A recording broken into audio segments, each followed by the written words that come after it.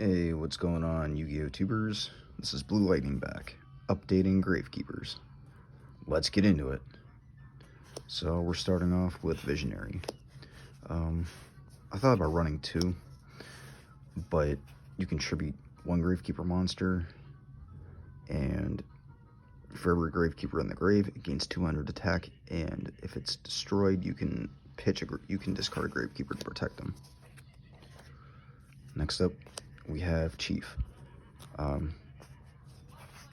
You can special summon him, and as well as him. You can also tribute summon for him when he's on field. Your graveyard's unaffected by Necro Valley. You can only control one Chief. To Shaman. She gains 200 defense for every Gravekeeper in the grave. She also negates monster effects that activate in the graveyard, except Gravekeeper monsters. While Necro Valley is on the field, your opponent cannot activate field spell cards. And field spell cards cannot be destroyed by your opponent's card effects. So essentially, this is your protection against cards that would destroy Necro Valley. 3 Commandant. And for those of you that are pronouncing it wrong, it's Commandant, not Commandant. You discard this, and you search a Necro Valley. Descendant. This is going to be like your control card, like your control play. You tribute a Gravekeeper monster to destroy something.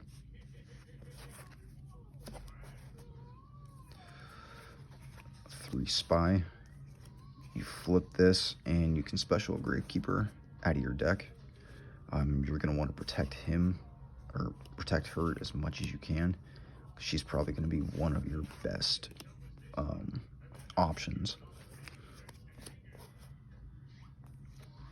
3 Recruiter. This is a Witch of the Black Forest for Gravekeepers.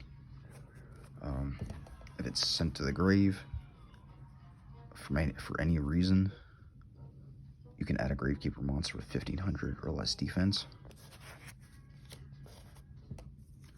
2 Noblemen. If it's destroyed by battle, it's sent to grave, you can special Gravekeeper in defense mode, face down defense. You're probably going to use this more often to get into your Spy and your guard. Speaking of guard, I thought about running 2 of this. When it's flipped face up, you can bounce a monster. Now I'm only running 1 specialist because I don't have a lot of room. It's a walking polymerization.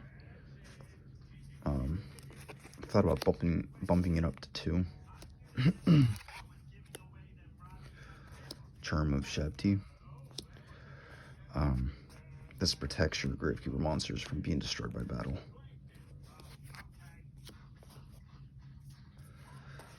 Ash, because it's Ash. Necro Valley.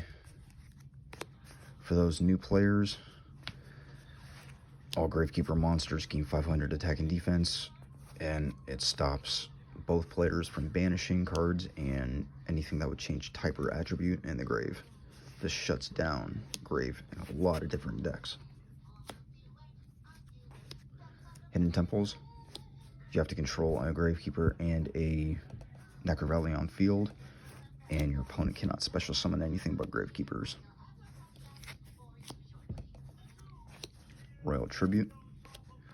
This, if Necro Valley's on the field, you can, both players discard all monsters from their hand. I would not recommend using this against Dark Worlds. I only have 1 inscription. This is more of a go in second card, but I would run 2 to 3 of this. At the start of your main phase 1, you get 3 effects. Neither player can activate cards in the grave, banish cards from the grave, or special from the grave. So essentially, this is like your stun card. to Throne. It has 2 effects. You can add a Gravekeeper monster or normal summon after this card resolves. You want to run 3. I have the 3rd one in the mail. But this adds 2 Gravekeeper monsters back from the graveyard. Imperial Tombs. This is your negation. When you have to control a Gravekeeper. And Necro Valley. When a spell trap or monster effect is activated, you can negate and destroy it. Rite of Spirit. This is essentially the monster reborn of Gravekeepers. Necro Valley Temple. While Gravekeeper monsters in Necro Valley are on the field, monsters your opponent controls lose 500 attack and defense. Once per turn, they're in the main phase. If you control no card in your field zone, you can activate a Necro Valley directly from your hand or grave. If this is destroyed by your opponent's card effect and sent to grave, you can set 1 Necro Valley spell or trap from your deck. So this is another easy way to get into Necro Valley. This card is really good in Terrors of the Hidden City. This protects your face-down monsters from being targeted, and they gain 1500 attack and defense if they're flipped face-up. And if this card is destroyed, you can special a monster from your graveyard. This is really good to protect your spy and your guard. Some staples. You're going to want to run 2 Eye Evolution. Has 2 effects where you can take control of another monster, your opponent's monster, or when your opponent declares an attack, you can target a monster they control, except they attack a monster and change it.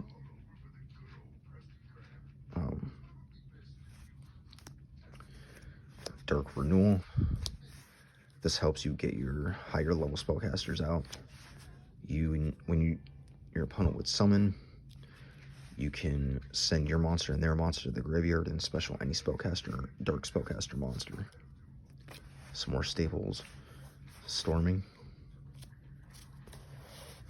No, I didn't work on the extra deck too much. Supernaturalist, I only have 1, so I honestly don't remember what it does. Gains attack and defense equal to the combined levels of the materials used for it, times 100. While Necro Valley is on the field, discarding any fusion in your field zone can't be destroyed by card effects.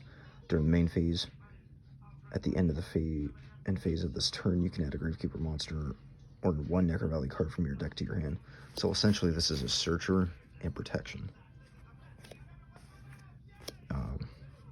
Quintet Magician. You need 5 spellcasters. You can destroy all cards your opponent controls. This card can't be attributed nor used as some fusion material and cannot be destroyed by card effects. Proxy Magician, Decode Talker, Gigabyte, Nightmare Package, Arc, Giant Hand, Abyss Dweller, for more like insult to injury, Redoer. That's it for Gravekeepers. Hit like and subscribe. Catch you on the flip side.